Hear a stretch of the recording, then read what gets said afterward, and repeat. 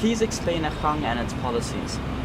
Agang was founded last year with the idea that South Africans are looking for something different.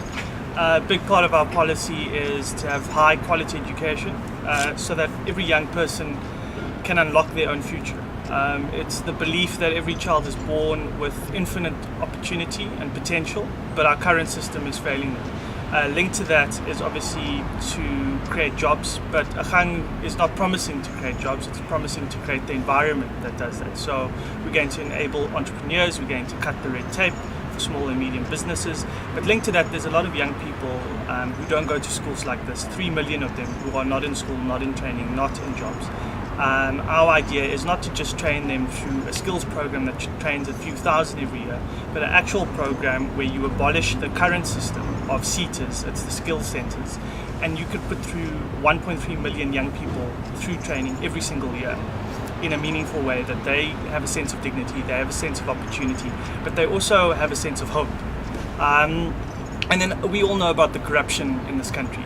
We all know about places like Nkandla. Now, the true story is every single year, every 3 days, a new Nkandla is built, theoretically. That's how much money is lost through the system, through a lack of accountable government. Our approach is to a simple, clean, competent and accountable government. And those found guilty of corruption will face a minimum of 15 years in prison. And no government employee or their family will be able to do business with government, because ultimately what you need is an accountable government that is responsible to the citizen. And our approach to politics is that the citizen is at the center, so they are in charge, and to reintroduce the notion of servant leadership, where potentially in an electoral system our approach is to reform it so that you as an individual have a member of parliament responsible to you. You as a young person have access to know who your representative is and where your issues take root. Please explain the structure of Agang and leadership. Essentially, I think everyone knows Mampela Rampela founded the party, but in terms of our national leadership, they've come through the grassroots, through the organization. I myself started as a volunteer in the organization last year in May, and then that sort of escalated into running the organization as the chief operating officer, and then also forming part of that national leadership. So in terms of the 106 people on our national list for Parliament, those individuals have come through the organization, through the grassroots structures.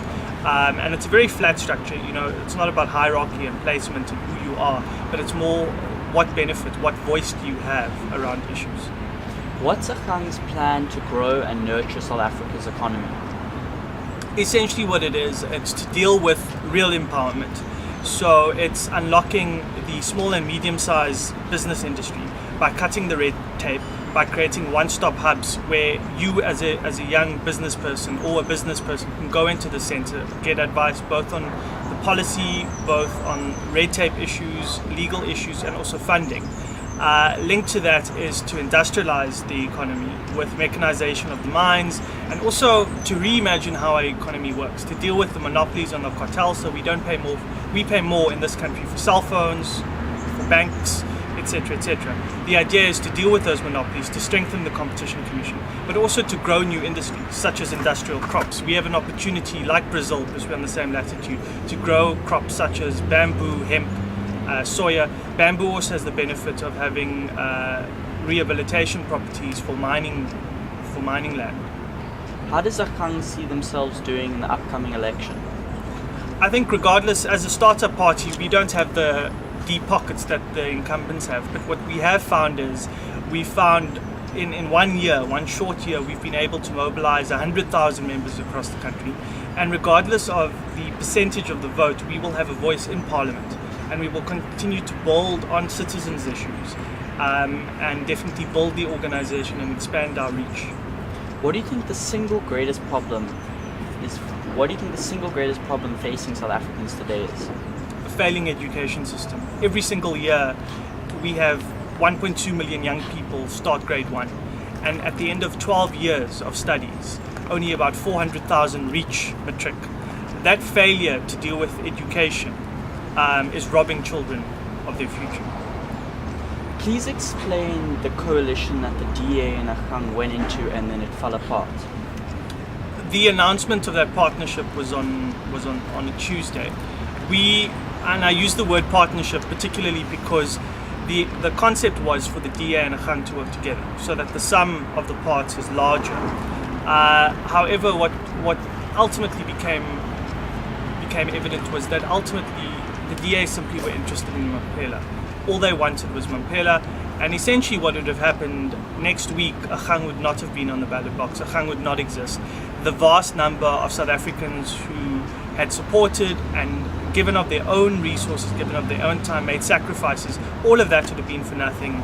And essentially the entire campaign would be a DA campaign, which was never what Agang agreed to. And that's why when Mampela pulled out of that partnership, she made it very clear that she listened to the members. She apologized for the mistake of that partnership in how it was rolled out. But she had to, and we had to move on from that because we weren't in the business of being swallowed. What is Agang's plan to fight social issues like crime, poverty? Around poverty, a big part of it is a lack of opportunity. So when I spoke about the on-the-job training program, that's for young, that's for 1.3 million people every single year. Linked to crime issues, it's not just about crime; it's societal issues. It's a lack of money, but also how communities are built, a lack of accountability from police stations. So a big part of our approach is to devolve authority of police stations to communities. Because if a station commander is responsible to his or her constituency, he obviously or she will make the effort to deal with those issues in a meaningful way. And it's not just about additional policing, it's about how do we deal with those societal issues where young people drop out of school, where they don't have opportunities, where schools are not safe places. Our approach is to make schools the center of communities, where people have opportunities, where they are safe to go to school as opposed to human shields. Parents have to walk their children to make sure their children aren't shot. Okay. Thank you very much. Thank you. Thanks.